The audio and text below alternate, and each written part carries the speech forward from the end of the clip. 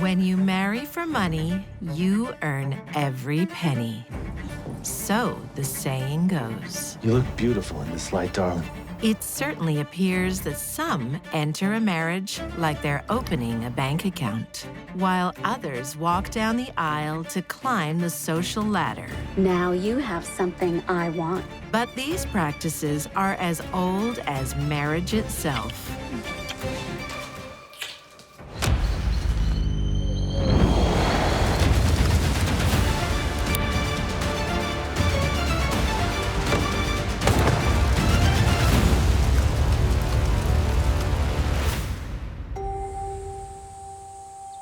It's a tradition embraced in Southern California. Enough. By Lucille Miller in 1964.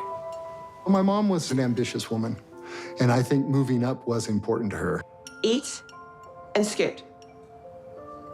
Even to dress a certain way, to drive a certain car, these things were important to my mom.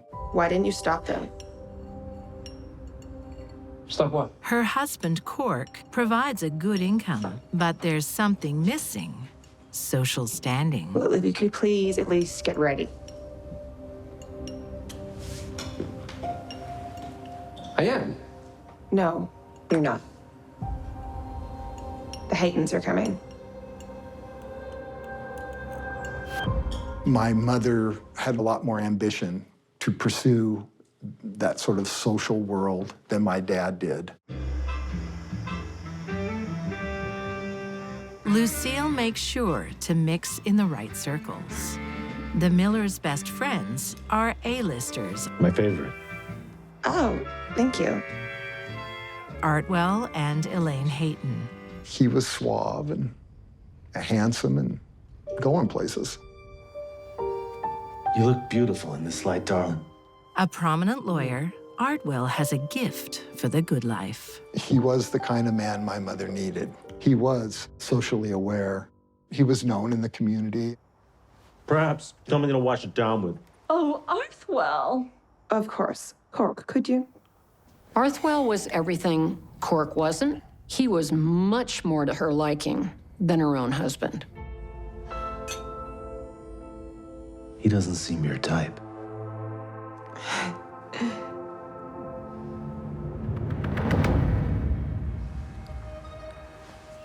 It's not long before wandering eyes become wandering bodies.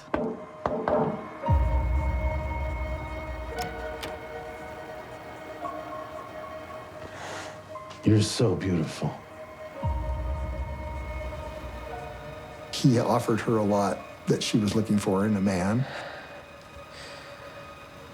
She was intrigued by the social position that Arthwell could have offered her. I'm worth it. For her, it was a possible new, brighter, and richer future. Upgrading a spouse is always unseemly and outrageously selfish. Is there another bus coming through soon? Should be in soon. But this, too, has become a timeless tradition. Okay. Donna Roberts is rather good at it. My mother was very materialistic. That'll be $90. Thank you. They lived in a nice house right by a country club and had brand new matching cars. So can I get one return Miami? Oh, lucky you. You are never home. Donna and husband number 3, Robert Fingerhut, own a successful business in Ohio. Well, thank you very much. I really appreciate that. You got a good man there. He was considered to be a very successful business person, that he managed bus stations in Warren and in Youngstown, and he seemed to be doing very well. Yes, I understand. I will fix that today.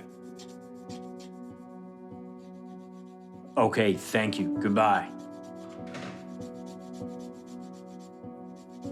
That was the bank. Every married couple probably argues about finances, but I believe Robert and Donna, that was one of their main conflicts. I will not be told what I can and can't do. She's still at it. Michael. Donna's son remembers their arguments being legendary. I mean, they would have these fights where they would just blow things out of proportion. Like a beer. Yeah. She wasn't happy, and he wasn't happy either. They were happily miserable together, is the best way I could put it.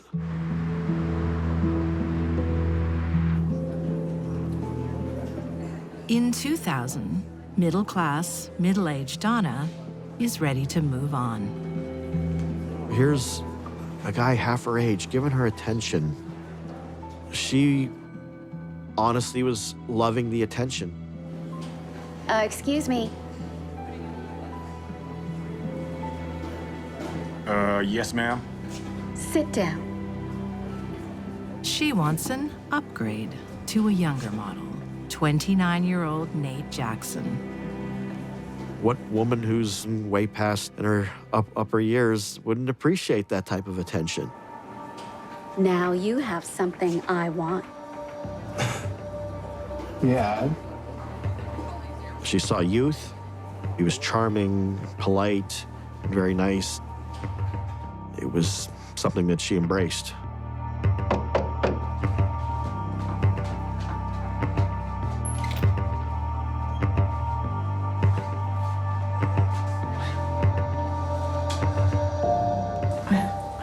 There's plenty of time for that.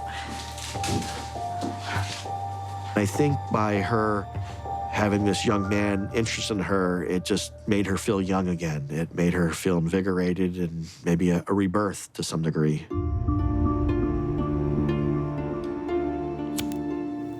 For Nate, Donna is like a lottery ticket that could pay out handsomely. That was the most fun I've had in years. Yeah, that was good for me too. He felt that Donna was somebody that was going to help support him, take care of him, and she told him that. Robert's a bore. Why don't you just leave him? That'd be too easy.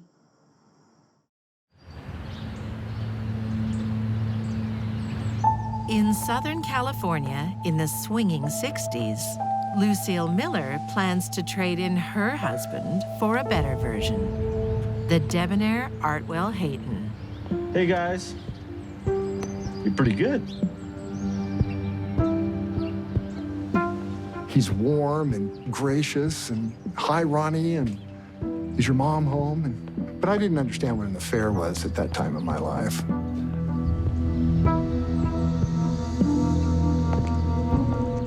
How would you like to see a movie? But then I knew he wasn't supposed to be there. Alone at last. Well, not really. You're still with Elaine. Yup. And I always will be, so take it or leave it. Despite Artwell's resistance, Lucille seems convinced that one day she'll have him for herself. Along with the status and excitement he'll bring. She saw him as the way out. And she wasn't going to let that go. Then a very interesting thing happened for Lucille. On April 24th, 1964, Elaine Hayton, the woman standing in the way of Lucille's happiness, is suddenly out of the picture. Elaine's daughter discovered her in the morning. They thought it was an allergic reaction to something. And with Elaine's untimely death, Artwell is free to marry Lucille.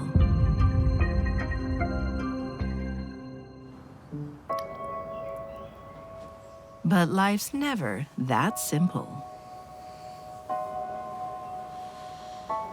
I only came here to tell you we're over. You can't be serious. Deadly. In fact, Artwell wanted even less to do with her. Mourning his wife, Artwell calls off the affair and cancels Lucille's new future. So she wasn't just losing a lover. It's more of a reaction if you're losing your future. Lucille's plan B for life was marrying Arthwell. He didn't want anything to do with her. Lucille's plan is in tatters. But things are looking better for 57-year-old Donna Roberts. She has bewitched her young lover, who turns out to have a troubled past.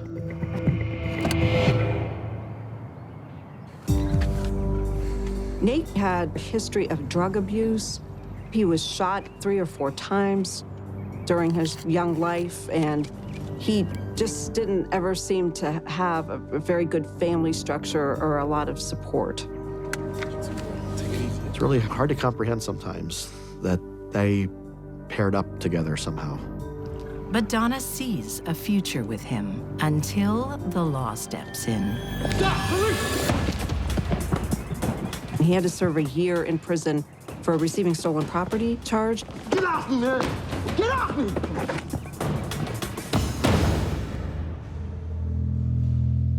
Torn apart, the couple's bond grows stronger. They fantasize about a life together.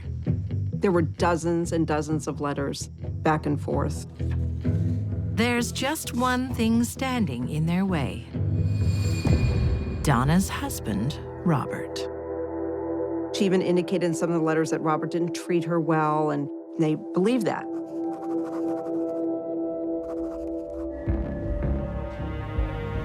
The day Nate gets out, his lover is waiting on the other side. He believes in his mind that him and Donna were going to have this wonderful relationship and he would never want for anything again. Donna may want a young husband, but she plans to keep her old bank balance. Donna would have a nice financial nest egg if something happens to Robert. There's nothing like life insurance to focus the mind of a devious spouse. It's what's motivating Lucille Miller now, too.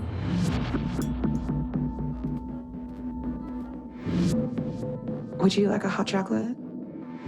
If her ex-lover won't deliver a better life, perhaps some cold, hard cash will.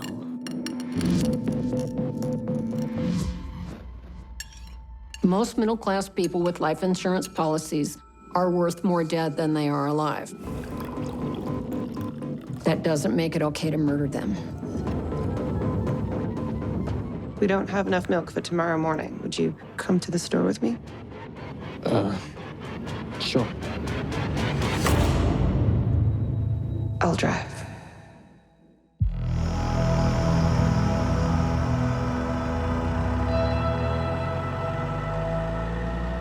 Murder is exactly what Lucille has in mind, with some barbiturates and a simulated car accident.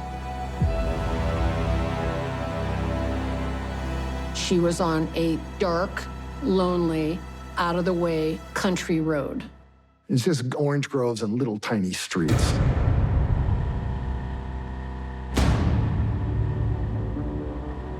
Just after midnight on October 8th, 1964, Lucille and her husband, Cork, crashed their car.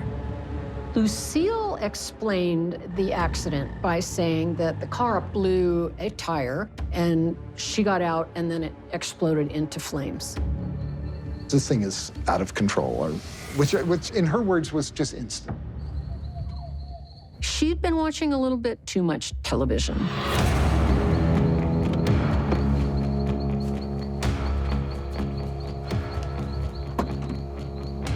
The day before the murder, Lucille bought a can of gasoline and left it in the car.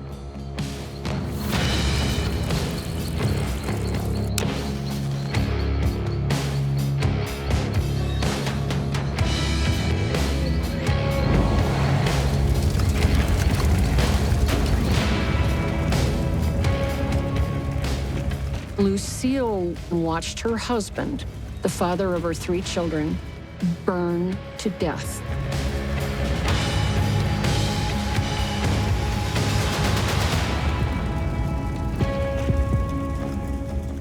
The murder was so outlandishly violent that who does that? She wasn't an abused woman. She wasn't an abused wife.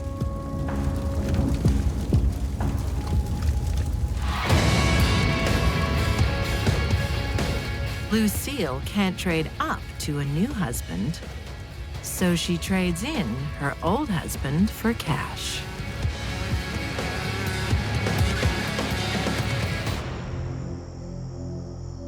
Donna Roberts has the same idea, but she has an accomplice on December 11th, 2001. Donna's a manipulator. She didn't have the guts to do it herself. Be careful. I'll move, baby, don't worry. Nate Jackson sets out to kidnap Robert, drive him out of town, and shoot him. Robert drove his car in and thought he was at home. His guard was down and he was relaxed. Nate was trying to kidnap Robert, get Robert out of the house.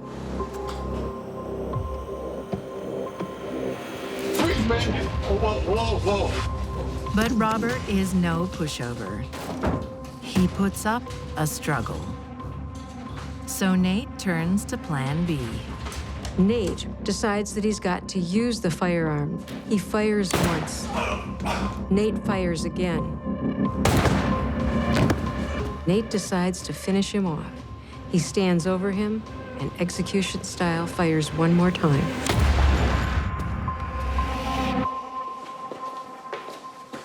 Nothing has gone to plan, so Nate has to improvise. He steals Robert's car. To perhaps make this look like a robbery gone wrong.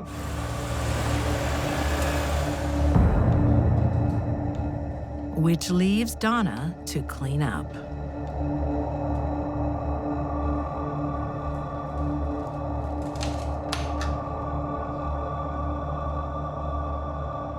Please, help me. There's something wrong with my husband. He's bleeding from the face. Please, hurry.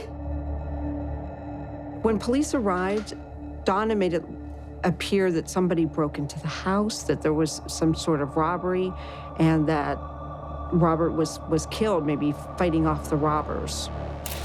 She's not a convincing actor. Oh, Robert. And Donna's left a trail of evidence all over the house. At first, she was this grieving wife, and then all of a sudden, these letters start surfacing. They found all of Nate's letters that were sent to my mother, all the letters my mother wrote to Nate. And once police locate Robert's stolen car, the game is over. Robert's car was found in Youngstown by Nate's home. Nate doesn't realize that he's inadvertently left both his blood mixed with Robert's on the visor. Nate Jackson is found guilty of aggravated murder, burglary, and robbery. He is sentenced to death. Nate is facing the death penalty, and he is still reluctant to turn in Donna. It makes no difference. Donna Roberts is also found guilty of complicity to aggravated murder, burglary, and robbery. She asks for the death penalty and gets her wish. It was her final performance. She was always big into drama and acting and being the center of the light. And she wanted to be a martyr to some degree. Donna leaves a trail of confusion and sadness in her wake, for no one more so than her son, Michael. The businesses were in her name. The house was in her name. She could have just walked away. She could have upped and moved away one day and went to Montana or something and had everything. But that's not what she did. And that's always stuck out of my mind over the years that, what if she would have just walked away? Divorce is so much easier than murder. But apparently not for people like Donna and Nate. And not for Lucille Miller. She's staged an elaborate car accident. But unfortunately for her, forensic evidence shows her dead husband is full of sedatives. You have the right to remain silent. You have to believe me. The tire blew. I lost control. She is arrested. And thoughts turn to another strange incident 6 months before. The death of her lover's wife. If my mother did kill my father, my guess is that she also is guilty of killing Elaine. You sounded upset. What's up? My mother was the last person to see her alive. It's Arthwell. There's a rumor that he's cheating on you. No, I know my husband.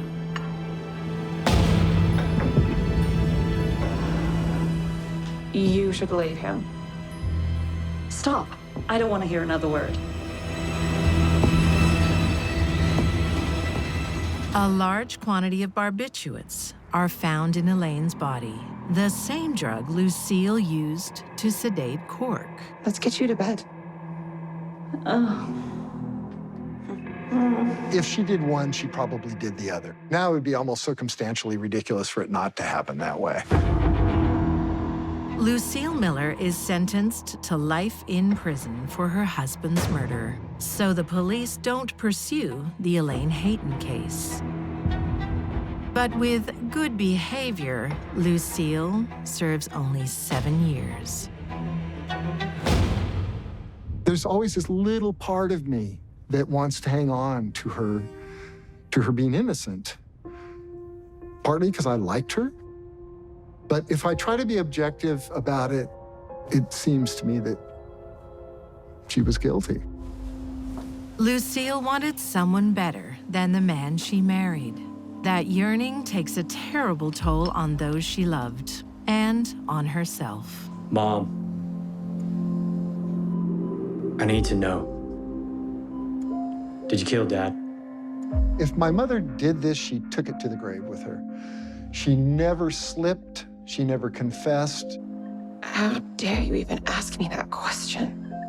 She was put out, I'm not sure angry is the right word, but surprised. Lucille dies of cancer, age 56.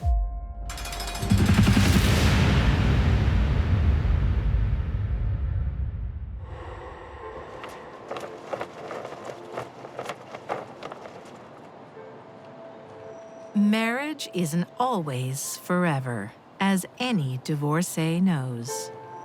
Here, honey. Thirsty work. But great, hey? I love it. And I love you. Of course, some work harder at it than others. What's Eden up to? People like Scott Dell. Well, she ain't no city kid no more, ain't she? In 1992, his wife Charelle is being unfaithful.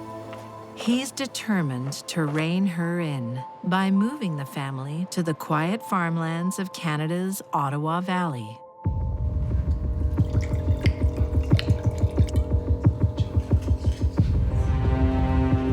Charelle was a very vivacious person. She was a very attractive person. She was obviously a person that was able to make people fall in love with her. She had something that was an appeal about her. The 33-year-old has been skipping between partners like a butterfly, while Scott keeps the family together. That's my favorite story. Scott was a very nurturing parent for his 3 children and seems to have been a very kind individual. Can you guess what Elmo's thinking about? Food. Food. Kind enough to overlook Charelle's betrayals. Hey. I was hoping you'd come over. I was hoping you'd invite me. Scott forgave Charelle numerous indiscretions. Even in their early years of marriage, she had an affair. He has a pattern of forgiving Charelle for different activities.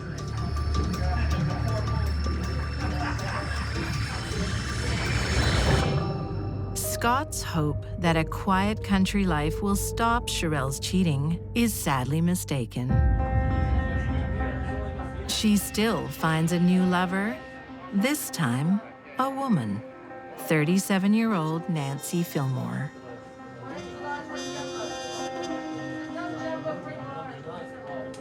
This is a nice surprise.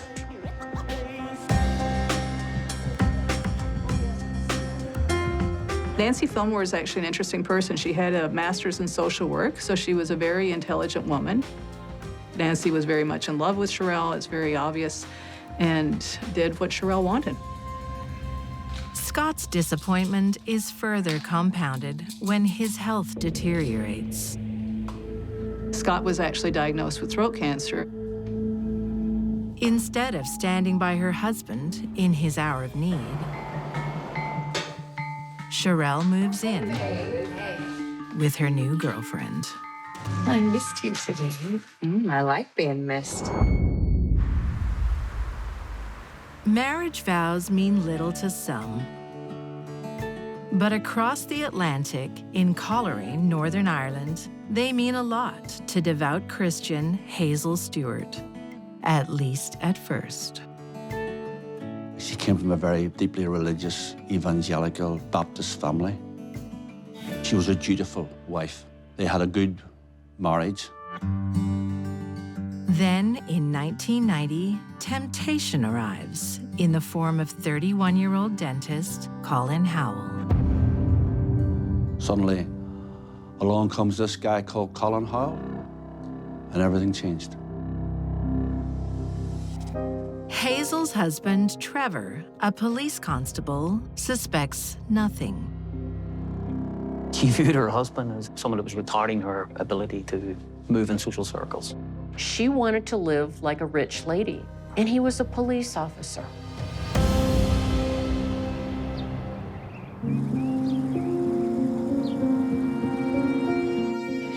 Ambitious Hazel finds innocent ways to catch up with the wealthy dentist.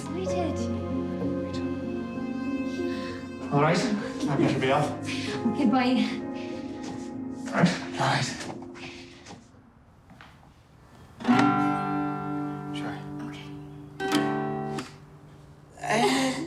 Not so much. I was pretty sure left-handed, but this. Colin Howell led a double life. He was a lay preacher in his Baptist church where Hazel went to.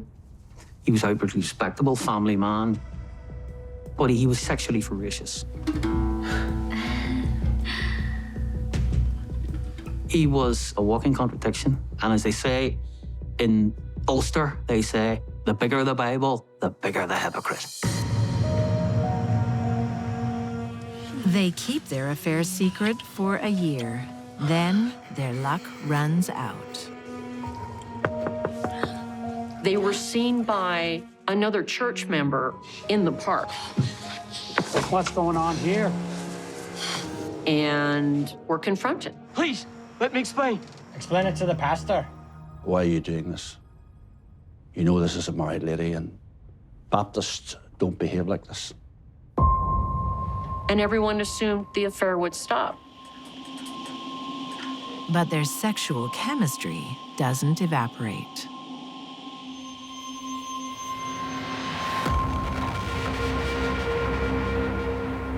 Hazel and Colin were catnip for each other. They couldn't stay away. It only gets more intense and kinky. He knocked Hazel out with gas. And he had sex while she was unconscious. That's the kind of character he was, you know. Can I help you? No, Pastor. No one can. But their crazy antics simply can't go on. The church intervenes. They sat down together with the pastor, and they agreed that this had to stop. Honestly, it was a stupid mistake. But obviously, it had an enormous impact on both families. I want to help you both work through this. It really was a difficult time for the two families. I'm having your baby. Colin's pregnant wife, Leslie, finds it hard to cope. She was really, really depressed, I'll make it up to you. Don't. and she was heartbroken. Hazel's husband, Trevor, puts on a brave face. We have our ups and downs. Although Trevor was deeply, deeply unhappy with his wife, There's just no excitement. he definitely was prepared to give it a second chance. But there will be no second chances. On May 19th, 1991, both betrayed spouses appear to end their lives in a suicide pact. When the couple were found in the car, the Royal Ulster Constabulary's line very firmly from early on was this was a tragedy. It was a suicide, double suicide.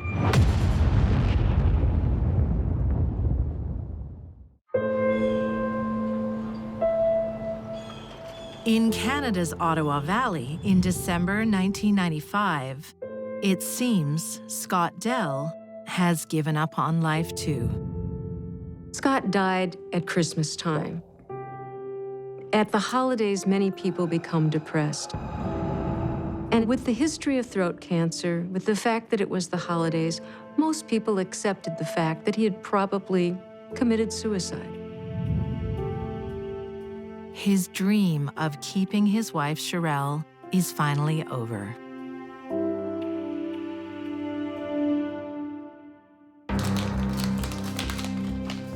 It's heartbreaking for everyone. Yeah. He just doesn't know when to quit. If it were true. Scott did not die of throat cancer nor suicide.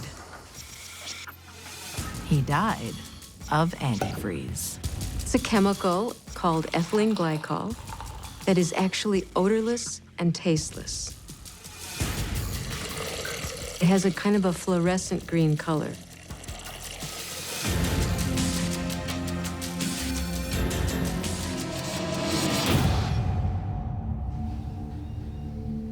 Hey, it's great to see you again. Charelle adds it to a gift. She gave this bottle of wine to her husband as a Christmas present. I'll call you later. We can talk about that dream. And she urged him to drink it and think about her while he was drinking. I can't wait. Charelle was always sort of Either can I. letting him think that maybe there was the possibility of reconciliation. Scott returns to the farmhouse with renewed hope. Hello? Hey. Have a drink of that wine I gave you. Yeah, sure.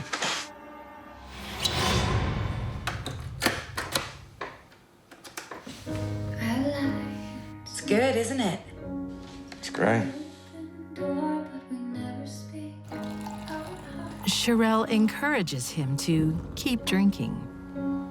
Kept talking until about 4 o'clock in the morning. His angel is doing the devil's work.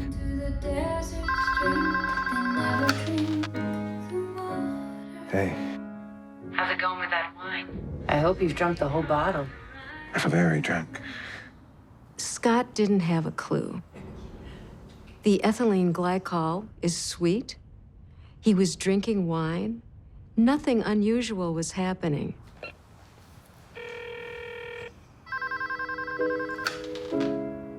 Tell me what you're feeling.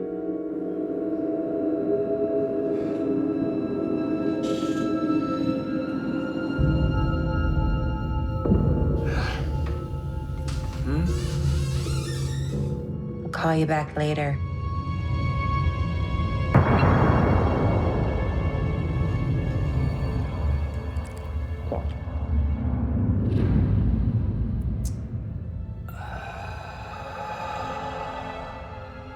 Scott?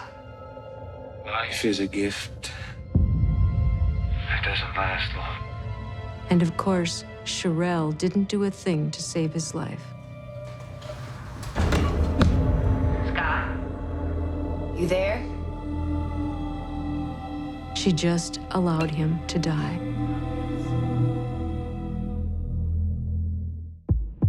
Charelle's deception, staging the suicide of her loved one, is not an original idea, of course. In fact, it's exactly the same idea Colin Howell has 4 years earlier in Northern Ireland. What if we get caught? Although police are convinced Trevor Buchanan and Leslie Howell take their own lives in grief, there are other hands at work. And he said to her, you know, I have an idea. Why don't we kill Trevor and Leslie, and we can be together? Divorce, in the eyes of God, is a perpetual sin that will exist until the day they die, and they'll never get into the kingdom of heaven. But murder, that was okay. On May 18th, 1991, they're ready. Colin decides to kill his wife first. Leslie's fast asleep. The children are fast asleep in their room. The plan is to gas Leslie so she stays asleep forever. He connects the hose pipe to the exhaust, turns the ignition, and suddenly Leslie wakes up and she realizes something terrible is happening to her. Howell jumps on top of her, straddles her, pushes down hard on her, keeps it there.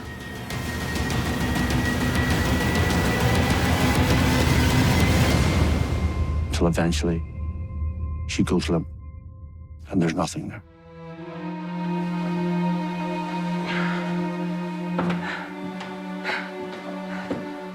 He then dresses his wife. She's in a dressing gown with leggings, top, shoes.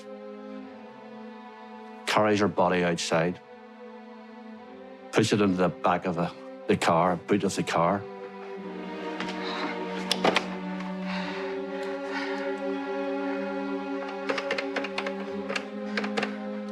He then rings Hazel.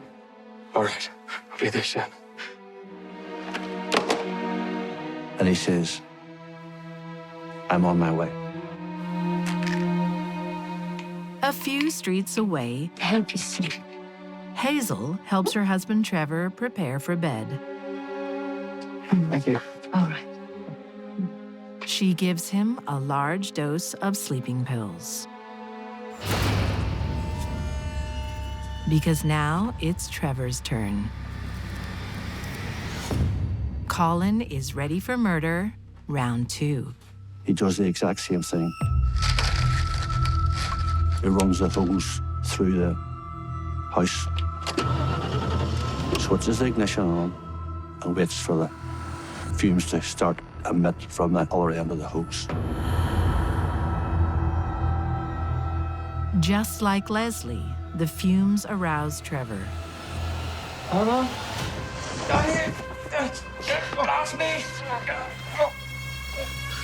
He jumps on top of him and he sticks the hose into Trevor's mouth. And she can hear all this. She can hear her husband fighting for his life.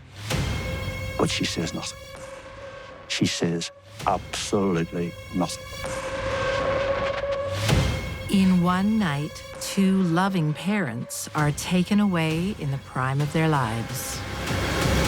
2 people who had the hots for each other not only felt okay with murder, but they took the parents away of 6 young children. What a horrible legacy.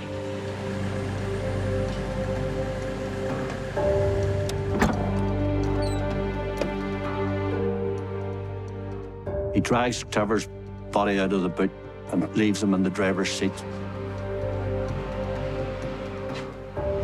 In an abandoned garage belonging to Leslie's late father, Colin sets the scene. He'd taken some photographs, happy family photographs, places the photographs around his wife's body. Leslie liked listening to music. And he puts the headset on her ears, and he pushes the play button. A hosepipe finishes the illusion.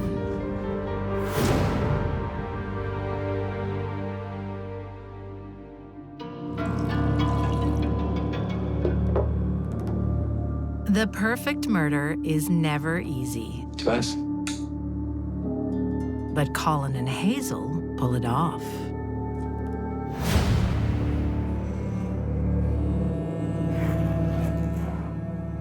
As a result, 2 people that killed 2 other people got away with it. It was the perfect murder. In Canada, Charelle Dell thinks she's pulled off the perfect murder too. One problem: her lover, Nancy Fillmore, watched her do it. And now Nancy's conscience is getting the better of her. She goes to the police, which has terrible consequences. Charelle decided it was time to get rid of Nancy once and for all. Charelle charms a naive 16-year-old, Brent Crawford.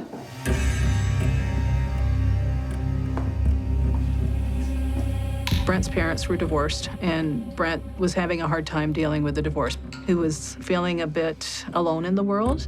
He was looking maybe for some attention, and Charelle became that someone. I like bad boys, Brent. I could be bad. It's easy for Charelle to convince the love-struck teen to do her dirty work. Charelle did have the ability to find people that she felt like she could sort of possibly put under her spell. Brent was going to break into Nancy's apartment. Off you go, bad boy. And he was going to slit her throat with a knife. But that night, before Brent arrives, Nancy has been drinking. And it appeared that Nancy had drunk so much alcohol that she had passed out. In other words, she was unconscious. Brent changes his plan. He's going to burn the place down instead. She was still breathing. She could have breathed in 5 or 10 breaths, and her carbon monoxide level would have been high enough to cause her death. Within the span of less than 2 years, 2 of the people who had been Charelle's lovers were dead. It's too much of a coincidence. And when police find out about Charelle's new boy toy, they organize an undercover sting. Brent said, "Yes, I killed a woman." He was trying to brag about what he did. Brent Crawford is convicted of murder and sentenced to life with no chance of parole. Brent, Scott, and Nancy are all tragedies in this case that Charelle manipulated. In 2001, Charelle Dell is convicted of the murder of Scott Dell and pleads guilty to counseling Brent Crawford in the murder of Nancy Fillmore. Charelle was sentenced to life with no chance of parole for 25 years.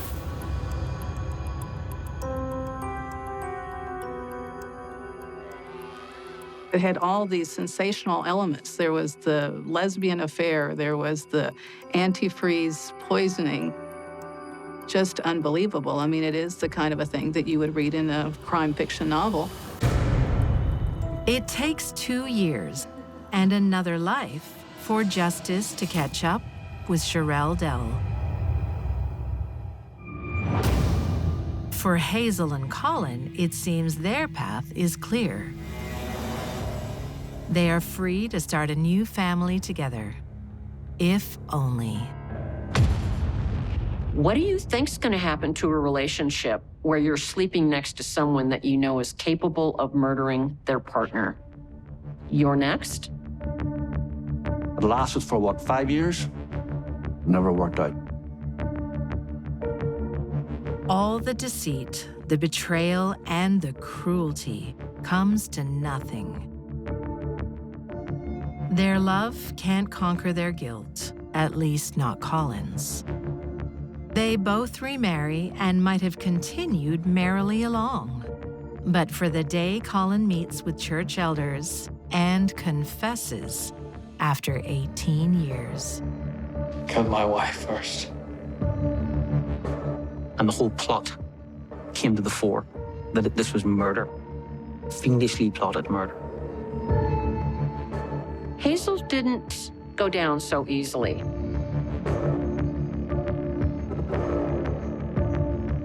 She didn't want to come clean. It doesn't matter. The evidence all pointed in one direction: complicity.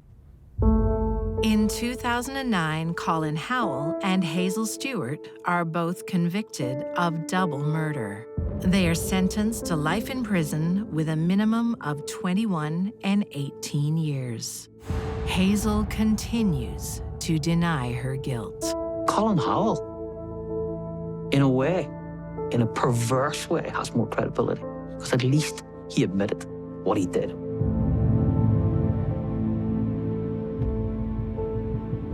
Hazel and Colin had pulled off the perfect murders. But in the end, that didn't set them free. Instead, it locked them in a cage of guilt, for which there was only one key: atonement. This case is unlike any I have seen in my entire career. This case is of biblical proportions.